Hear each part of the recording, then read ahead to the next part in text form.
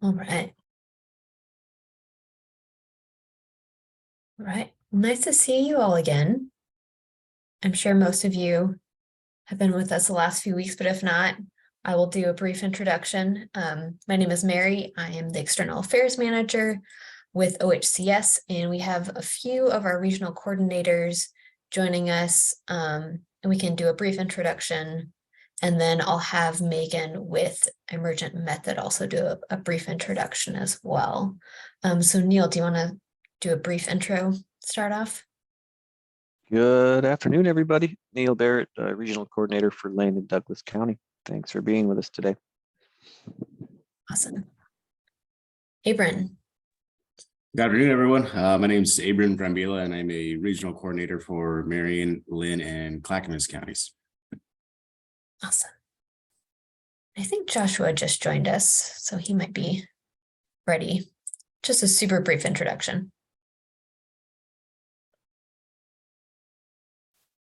If not, I don't know if Lucy's here. I am. I had to hop on my awesome. my internet decided to reboot in the middle of logging in. Hi everyone, Blanca Luz Brossard. I am the regional coordinator for Jackson and Klamath County. Awesome. And then I thought I saw Joshua come on here, but if not, oh, I think he's just joining now. But let me go on to Megan and she can introduce herself briefly. And yeah, then we can get started. Hello, everyone. My name is Megan Coleman. I'm a consultant with Emergent Method, which is a management and communications consulting firm in Baton Rouge, Louisiana. I and my colleague Rachel DeResto, who's on as well, have experience in Louisiana with disaster recovery programs similar to ReOregon and the Homeowner Assistance Fund and ERAP, which were related to COVID. So we're really excited to be supporting Oregon in your disaster recovery efforts and excited to be here with you all today. Awesome. Thank you. Joshua, I don't know if you are available, but we were just doing a brief introduction and yeah, absolutely. My computer is not allowing me to get into Teams to show video, but hey, everybody. Joshua Ratliff, DRR coordinator with oversight of Lincoln County. Thank you for being here. Awesome. Okay. Well, Megan, do we just want to get started with the presentation and kind of go from there? Yeah, absolutely. I'll go ahead and share my screen.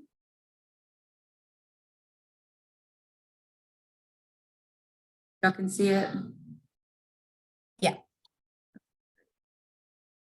So social media best practices. This is a pretty high level overview, just kind of, managing social media, particularly in the disaster recovery space. There is opportunity for Q&A at the end, just because we kind of hit on some, high points. And then if there's any questions afterward, please feel free to reach out to Mary and she can get in touch with me. And we will also be sure to circulate this slide deck afterward as well. So with that, go ahead and get started. So why social media? Social media is a customer service channel. And, what this means is customers and, just audiences in general are increasingly using social media to seek assistance, get more information, resolve issues, etc. It establishes two-way communication. So again, this just kind of highlights the interactive nature of social media and the importance of, actively listening, responding, and engaging on the platform. Social media builds credibility for program brand and can humanize the program. Depending on how you use social media, it can build credibility. Also, it can build transparency through personalized interactions and, through sharing human stories and sharing faces, interacting that way with your audiences. Social media focuses on optimization, user experience, and high quality content. And social media is designed to first and foremost show the most engaging content. So this just kind of speaks to, the importance of creating content that captures people's attention and encourages audience interaction just to get that maximum reach and visibility. So these are the three, I think, primary platforms that could be really beneficial for a disaster recovery homeowner focused program. And it's just kind of a few bullet points on each. So Facebook, a little bit more informal, very engaging, opportunity to be personable. With Facebook, you do get the benefit of the largest user base of any social media platform, and some pretty accurate targeting capabilities as well. Facebook also has the opportunity to get some really detailed insights to gauge activity performance and kind of look at some analytics based on your posts and your social media presence. Facebook, the way the algorithm works is that to ensure that your posts are seen by the correct audiences, you do need to engage. Sorry, that was my dog in the background. Social media does have a strong engagement feature, and the more that you engage and interact with your audiences, the more likely it is that your post will be seen and more widely circulated. So for Twitter, Twitter's a little bit more human, informative, and the benefit of hashtags. So as you probably are all familiar, Twitter's pretty fast paced and more real time. So we use Twitter for, concise, effective, grab attention pretty quickly, high engagement, but, kind of get in, get out quick backs. But the idea of the hashtag is really good for, brand recognition, building that community on the platform, that kind of thing. So Nextdoor, and this quote right here, this is how Nextdoor describes themselves: the neighborhood hub for trusted connections and the exchange of helpful information, goods, and service. So this platform for a community-based kind of program really can go a long way. It does allow for hyper-local targeting of neighborhoods and communities, and it just fosters a sense of community by facilitating those local conversations among neighbors, among community members. And it's really community-based and community-centric, which is the driving force of Nextdoor. You can target by zip code, and it does kind of create that conversational word of mouth component, which can be really beneficial, especially for building trust of an organization or program. So just some quick terminology as we kind of get into more of like the social media posts. So reach is the number of people who actually saw the post. Impressions are the number of times that a post was seen on a screen. And then engagement is the number of times people engaged with your post, such as a comment, a like, a share, a click to an external link, etc. So these are the three major activities related to social media that you'll see with posts. And then this box on the right are just the best times to post, generally speaking. Best days are typically middle week, Tuesday, Wednesday. Typically weekends get a little bit less activity, and as you'll see, kind of early mid-morning to early afternoon are the best times. So ways to get the most out of your social media. And again, these are just some high bullet points, but visuals are key. People love pictures, people love compelling content, videos, etc., but just something to grab people's attention right off the bat. Testimonials go a long way. So people want to connect with human faces, and sharing real people will build trust and effective engagement with your audiences. They can relate, they can see the story about, Susan who lives down the road and this amazing new home that she has. And again, it just does kind of humanize the program. Quality over quantity. So posting more is not always the answer. You do want to post a good bit, but you don't want to post 10 times a day just in hopes that somebody somewhere will see your post. Consistency, again, you do want to be consistent in your post. You want to go overboard, but consistency leads to recognition, legitimacy.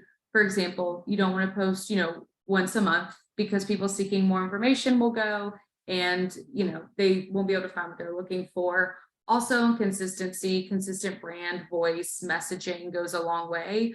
So, to have the program logo in each of your posts, to have, recurring messaging where it can resonate with people. And, over the course of a period of time, people will become more familiar with the program, the message. So just be consistent kind of across the board with how you post, when you post, and what those posts look like and what they convey.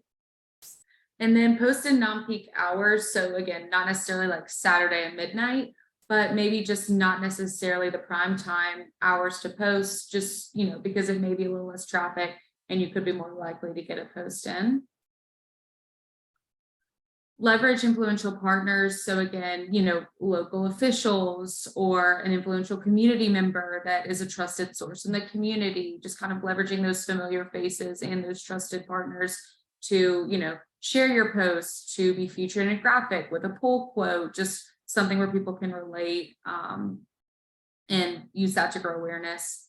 Optimize your profile. Obviously, you know, a profile picture, if there's a program page and contact information, just ways to access whoever, you know, ways to access you. What are the business hours? Here's the website, just resources readily available. And just so it looks like a legitimate, you know, profile or page. Hashtags we kind of already touched on, but obviously these can help categorize and strengthen brands. And then engage. This is very important. Again, because the more you engage, the more likely it is that more people will see your post. And also, especially in a disaster recovery program such as this, replying to a comment or sending a message to someone who's having an issue goes a long way and just contributes to that building trust and reputation among, you know, our audience. And then lastly, develop a content calendar. This is beneficial for a lot of reasons. First and foremost, it makes, you know, your life a lot easier farther down the road when you have your entire June social media content calendar already planned out. Just takes away a lot of the stress and time there. It also allows you to think strategically about the engaging content that you'll want to post, because you're not just day of throwing something together and then kind of building off of this. It helps you stay in line with your messaging if you're building out one larger content calendar over the span of time. And then once you have a content calendar, obviously there's adjustments that can be made based on analytics, and content calendars are a great way to make sure that you are promoting, you know, outreach events or opportunities for assistance, that kind of thing. And just to make sure you don't miss any of that, because you'll have that calendar laid out. So engaging with reorgan specifically, just a couple of points here. So using the same messaging, OHCS does have, you know, branding guidelines and materials just to ensure cohesive branding and messaging across all platforms. But this is important for program legitimacy and recognition, especially because, you know, we have the reorgan homeowner reconstruction program. So, you know, we don't want for someone to call it the Oregon homeowner program, because that may confuse people. And, you know, so just to make sure that we're using the same messaging and using, you know, the logo, the same brand colors, just so there's cohesiveness across all platforms and across all pages. And then just, you know, sharing the content, stay connected, increase legitimacy and connectivity from sharing, you know, reorgan content, each other's content, tagging OHCS, tagging reorgan, just again, that increases opportunities for engagement even more. So specifically with disaster recovery, just a couple of best practices from our experience. First and foremost, and I'm sure you all know this, but just lead with empathy. As we know, the audience that we're targeting has been through hardships. Some of them, you know, are in homes that are unlivable, etc. So just to make sure that no matter, you know, what the engagement is, how we're responding, just at the forefront of our minds is to be empathetic with our audience and with homeowners who may be seeking assistance. Avoid confusion about when communicating about the program. Again, kind of building off of the last point about consistent messaging, just be clear and use that recurring language regarding the program. And when communicating about eligibility, the process, etc. And then finally, engaging with your audiences. There's a good chance that at some point negative comments may come along. Use this opportunity, you know, you can direct message them and help them provide a solution, or, you know, give them an outlet for, you know, please reach out to XYZ and they'll be sure to help you. You can also use, you know, any kind of questions on the page to answer broad questions like, you know, what phase is the program currently in? And then that response, you know, could be a generic response that people who come to the page later can reference and see that. And maybe it's an answer for somebody down the road. So these are just a couple of examples. Like I said, we're currently working on a disaster recovery program similar here in Louisiana. And these are just some graphics that I wanted to share. So top left, obviously, is a homeowner spotlight. This is one of the homeowners from the Restore Louisiana program with his fully repaired home. FAQ, just learn more about the program. This is a graphic that we posted. Top right is opportunities for in-person assistance to, fill out the program application. Bottom left, the deadline to complete the survey, which for the Louisiana program is the first step in the process. And then bottom right, just ways to stay informed, sign up for updates, that call to action. So this is just some examples of, the program with its kind of consistent branding and some different kinds of messaging that we've used. So to conclude, these are just kind of like some high level takeaways. First and foremost, always show empathy, share authentic stories, human faces, and the neighbor down the road goes a long way. Visuals work best. They're the most attention grabbing and most compelling. Develop a content strategy. This will allow you to stay online and on brand and just to kind of strategically think ahead. Stay engaged and respond promptly. Audience engagement is critical and goes a long way to boost activity and credibility. Encourage other partners and influencers to engage with your content, and then post consistently, but don't go overboard for the sake of content. So that's what I have for y'all today. And now we can do Q&A. Awesome. Thanks, Megan. Yeah, so we can take questions in the chat, reiterate them. But also if you want to ask a question, feel free to raise your hand as well.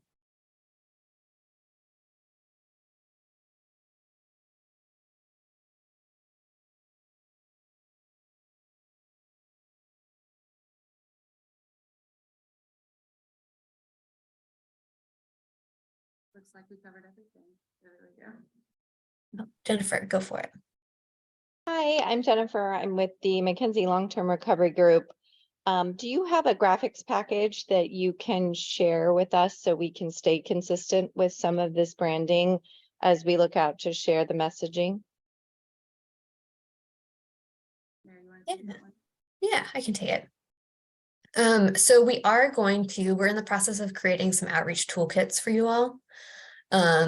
And that will include graphics, that'll include templates, email templates, social media post templates, but it'll be flexible so you all can make changes to it, but we'll also ensure that certain language will always need to be consistent. So we'll make sure which language needs to stay the way it is, which things can be adjusted to meet the needs of your community a little bit better too. But yes, we'll be providing that to you all within the next few weeks. Once you all are under contract, we'll be able to do all of that. Yeah. There's a question in the chat. Do you use a post generator for scheduling media posts? And do you have one that you recommend? Katie, there's a lot out there and they can be a really useful tool. In my experience, they're helpful if you do have several platforms that you're working across. But I'm happy to kind of put together a little follow-up for some that we would recommend using if that's something that you're interested in.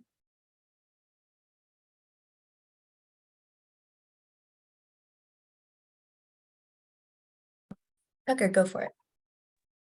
Thanks. This is a question that I think I asked in one of the first of these workshops. It's probably a bit premature, but I would love to ask it now, is just from the experience of other areas that have been impacted by disaster and have worked with these CDBG grants, wondering if there's any good information or best practices on like sort of targeted Facebook audiences. It is a wormhole or a rabbit hole when you go down and try to figure out how are you going to target an audience for a certain message. And I'm wondering if there's any best practices that could be surfaced here from other areas. So best practices in the sense of like how to target? Yeah, or when you're trying to divide by demographics, or or figuring out how to target a post, locally by income, geography, ethnicity, etc. If there's any learnings that you guys have had down there in the South. Sure. I think for us, what we found to be the most productive is geographic. Especially because, and you know, same with Oregon, like we know what areas were impacted. We know what areas, you know, are gonna have eligible homeowners. So primarily for us, we have done geographic targeting of specific areas where we know those homeowners reside. Does that answer your question? Yeah, it does. And I mean, you know, if you target too much, the audience gets smaller and smaller. If you target too little, it's just it's a broad reach. So I Yes. guess I'm just wondering if there's any sort of secondary or tertiary targeting frameworks you've ever used as far as like, you know, income or, you know, even beyond just geography, because we, you know, in our area down here in Southern Oregon, Jackson County is very broad. But the Alameda fire, you know, went across various jurisdictions as well as, but mostly targeted low income folks, mostly targeted our Latinx population, et cetera. So it just seems like there might be some secondary considerations there too. Yeah, and I do think that that is subjective, you know, because to your point, income may be a variation that you would want to include. You know, for others, if there's no income threshold, then it is just kind of a blanket targeting a specific area. So I mean, I think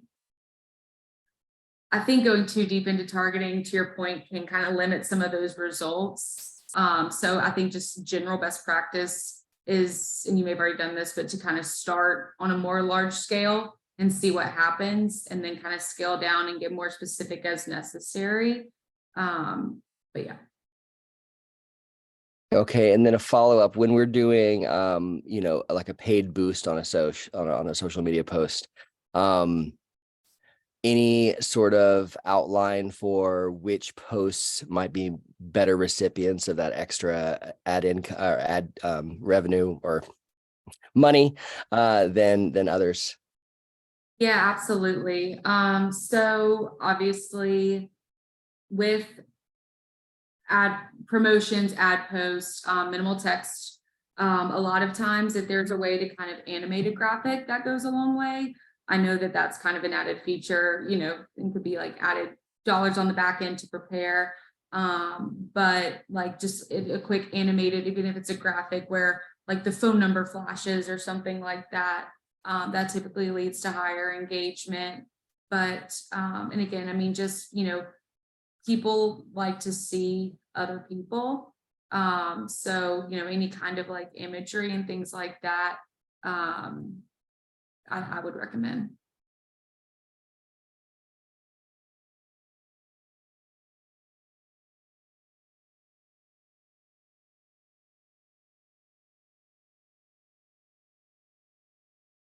If you all have any things that are successful to you that you've been doing too, feel free to share them as well.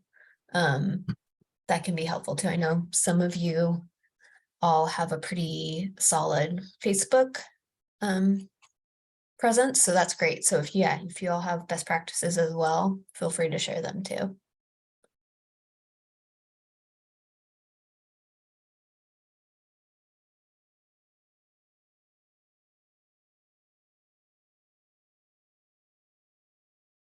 Yeah, Kathy.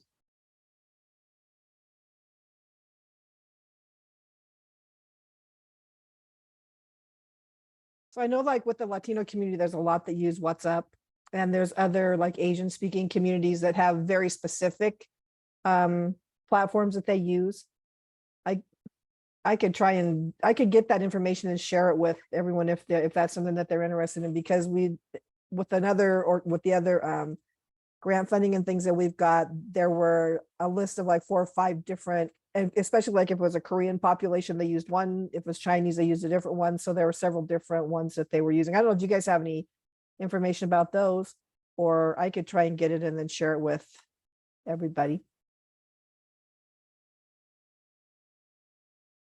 I personally have not used WhatsApp, but if that is something that would, you know, be a good follow-up, I'm happy to kind of circle back with some more information on that.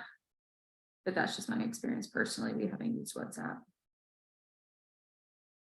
Yeah, and Kathy, if you want to share what you all have too, that works as well. Happy to start that conversation going with other people.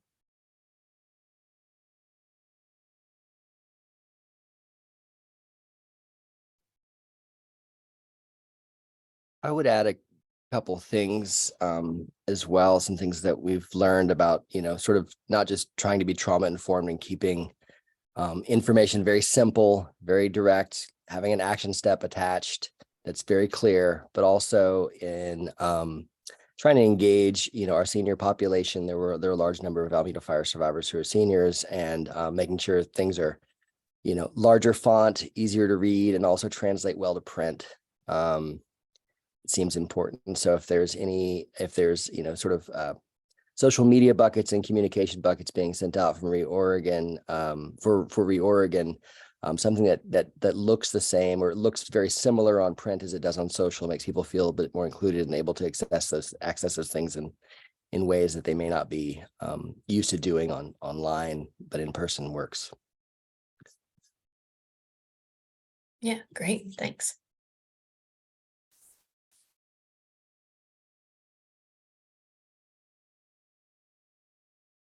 Also, I love the idea of having, you mentioned generic responses on some of the threads that happen. That might be a great thing to also get some of those generated from OHCS, so that when we're asked questions about eligibility or asked questions about timelines, et cetera, that some of that content exists and we're not having to go track it down from you guys before we answer, and we're able to engage with the audience quickly. Yep, definitely.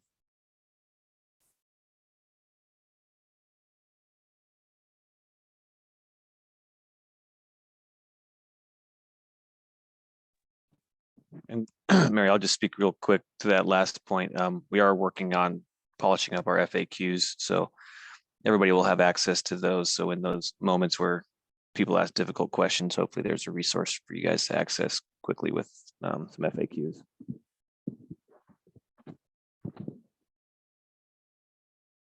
Yep. Yeah, and that will be available on our website.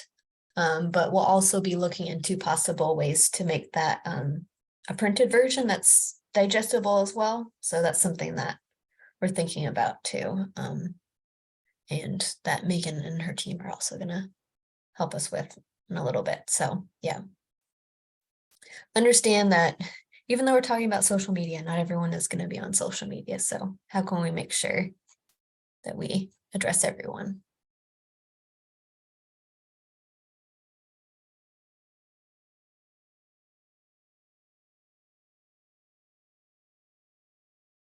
Any other questions?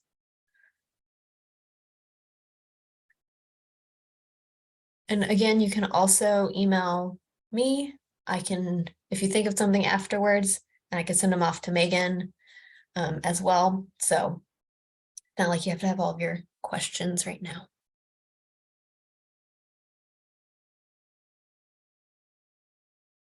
Yeah, and I mean, especially to the point of WhatsApp, for the multilingual component, like if there's anything where you'd like more information on a platform, we're happy to help with that. So even if it's not a question, but I'm curious about, XYZ, that kind of thing. We're happy to do some follow-up on that.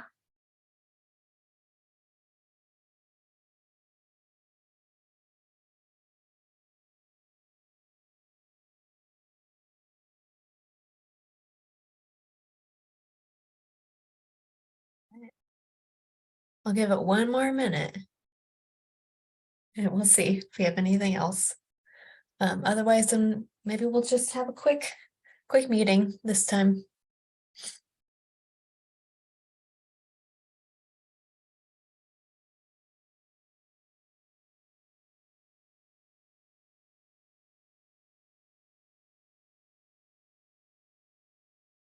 Okay. All right. Well, thanks, Megan and Rachel.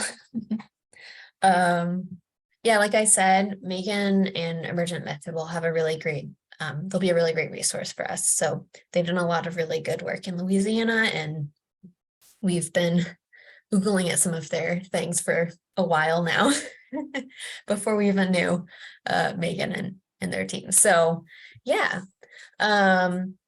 we are probably not going to have a workshop next week, so just be prepared for that. I think we're still working on a couple of things that we want to get finalized before we talk to you all again. So if next week is canceled, we'll send out an email about that, but that is kind of where we are right now. Any other questions for us? Oh, we do have one that Tucker in the chat said, will Megan an emergent method be an ongoing place to reach out for advice/tips? And I believe so. I think they're under contract with OHCS in general. So yeah, so I think they'll definitely be a resource for us, even at post-launch. Yeah. And again, that's how I was saying, you know, any kind of follow-up, even if it's not a question, but there's just more that you're interested in learning more about, we're definitely a resource and we can definitely help. Great. Okay. All right. So yeah, again, feel free to reach out to us. And even if it's not social media related, we're here to help you all. And as far as I know, contracts are hopefully coming out soon. But we'll keep you updated. And again, thanks all for coming. So thanks so much.